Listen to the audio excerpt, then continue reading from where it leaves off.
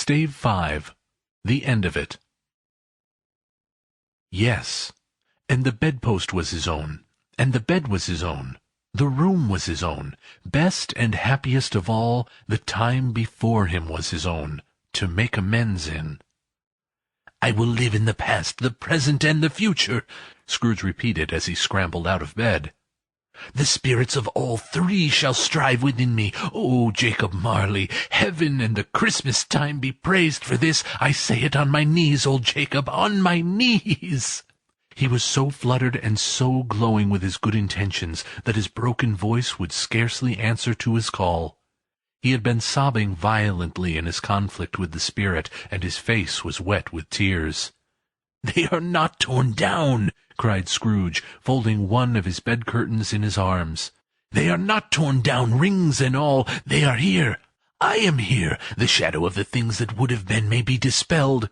They will be. I know they will be."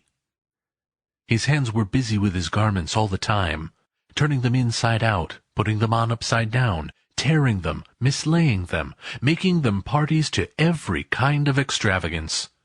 "I don't know what to do," cried Scrooge, laughing and crying in the same breath, and making a perfect loon of himself with his stockings. "I am light as a feather. I am happy as an angel. I am merry as a schoolboy. I am giddy as a drunken man. A Merry Christmas to everybody. A Happy New Year to the world. Hello there! Whoop! Hello!"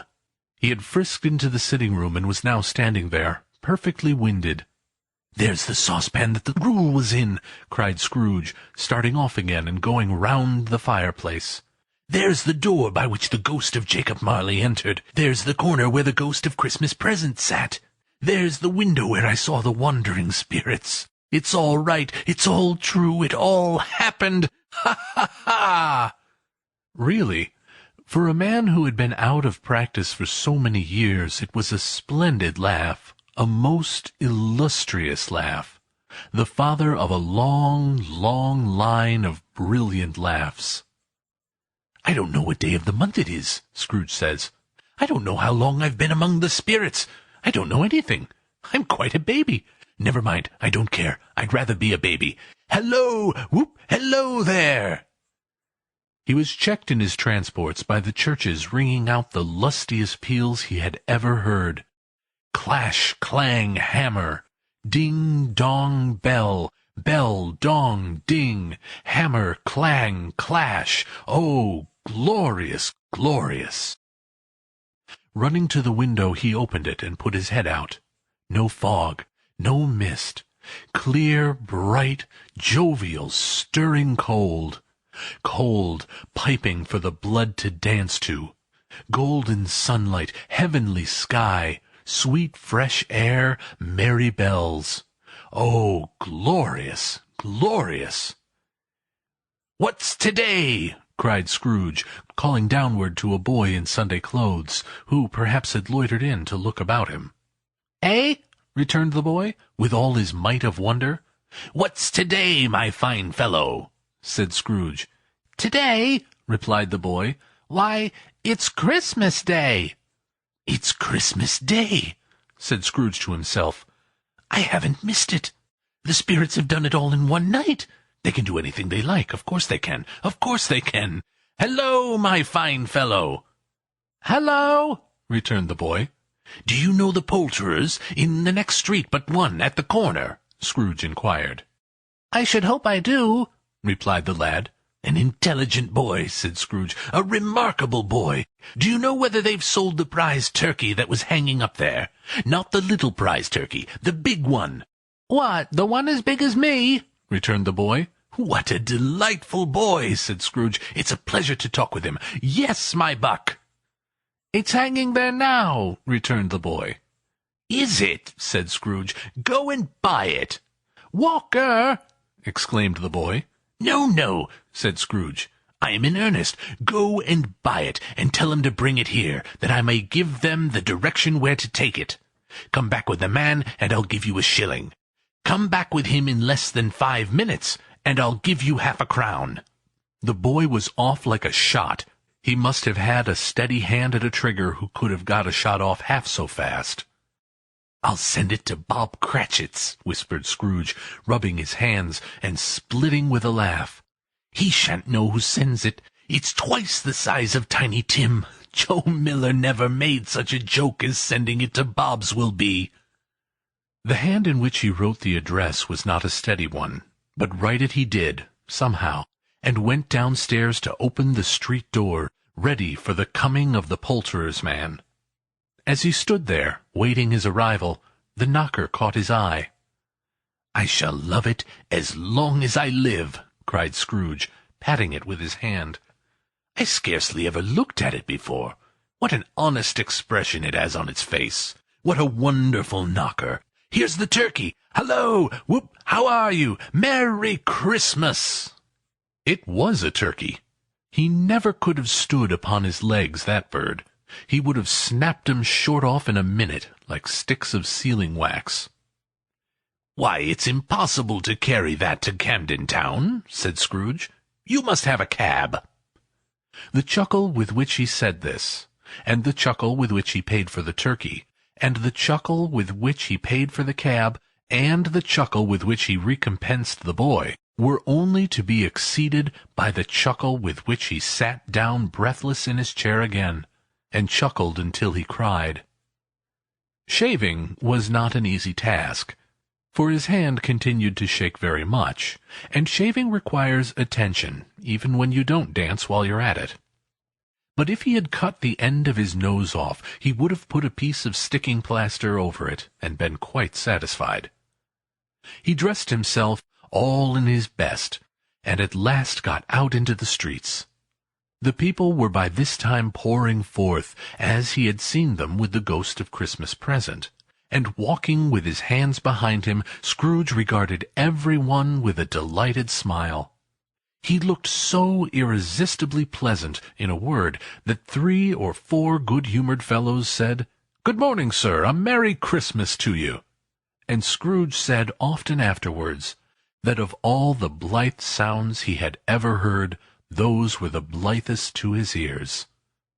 He had not gone far, when coming on towards him he beheld the portly gentleman who had walked into his counting-house the day before, and said, "Scrooge and Marley's, I believe?" It sent a pang across his heart to think how this old gentleman would look upon him when they met, but he knew what path lay straight before him, and he took it. "My dear sir," said Scrooge, quickening his pace, and taking the old gentleman by both his hands, "how do you do? I hope you succeeded yesterday. It was very kind of you. A Merry Christmas to you, sir." "Mr. Scrooge?" "Yes," said Scrooge, "that is my name, and I fear it might not be pleasant to you. Allow me to ask your pardon, and will you have the goodness—" Here Scrooge whispered in his ear. "Lord bless me!" cried the gentleman, as if his breath were taken away. "My dear Mr. Scrooge, are you serious?" "If you please," said Scrooge, "not a farthing less. A great many back payments are included in it, I assure you. Will you do me that favor?" "My dear sir," said the other, shaking hands with him, "I don't know what to say to such "Don't say anything, please," retorted Scrooge. "Come and see me. Will you come and see me?" "I will," cried the old gentleman, and it was clear he meant to do it. "Thank'ee," said Scrooge. "I am much obliged to you. I thank you 50 times. Bless you."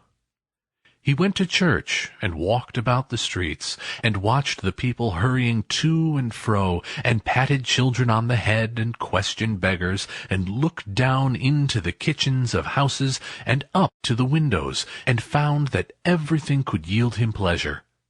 He had never dreamed that any walk, that anything, could give him so much happiness. In the afternoon he turned his steps towards his nephew's house. He passed the door a dozen times before he had the courage to go up and knock. But he made a dash, and did it. "Is your master at home, my dear?" said Scrooge to the girl. "Nice girl, very." "Yes, sir." "Where is he, my love?" said Scrooge. "He's in the dining-room, sir, along with mistress.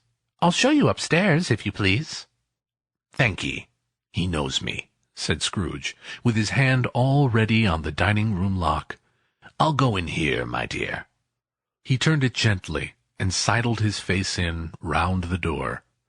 They were looking at the table, which was spread out in great array, for these young housekeepers are always nervous on such points, and like to see that everything is right. "Fred!" said Scrooge. Dear heart alive, how his niece by marriage started! Scrooge had forgotten, for the moment, about her sitting in the corner with the footstool, or he wouldn't have done it on any account. "Why, bless my soul!" cried Fred. "Who's that?" "It's I, your Uncle Scrooge. I have come to dinner. Will you let me in, Fred?" Let him in? It is a mercy he didn't shake his arm off. He was at home in 5 minutes. Nothing could be heartier. His niece looked just the same. So did Topper when he came. So did the plump sister when she came. So did every one when they came. Wonderful party, wonderful games, wonderful unanimity, wonderful happiness. But he was early at the office the next morning. Oh, he was early there. If he could only be there first, and catch Bob Cratchit coming late. That was the thing he had set his heart upon. And he did it. Yes, he did. The clock struck 9. No Bob. 1/4 No Bob. He was full 18 minutes and a half behind his time. Scrooge sat with his door wide open, that he might see him come into the tank. His hat was off before he opened the door, his comforter too. He was on his stool in a jiffy, driving away with his pen as if he were trying to overtake 9 o'clock. "Hello!" growled Scrooge in his accustomed voice, as near as he could feign it. "What do you mean by coming in here at this time of day?" "I am very sorry, sir," said Bob. "I'm behind my time." "You are?" repeated Scrooge. "Yes, I think you are. Step this way, sir, if you please." "It's only once a year, sir," pleaded Bob, appearing from the tank. "It shall not be repeated. I was making rather merry yesterday, sir." "Now, I'll tell you what, my friend," said Scrooge. "I'm not going to stand this sort of thing any longer. And therefore," he continued, leaping from his stool and giving Bob such a dig in the waistcoat that he staggered back into the tank again, "and therefore I'm about to raise your salary."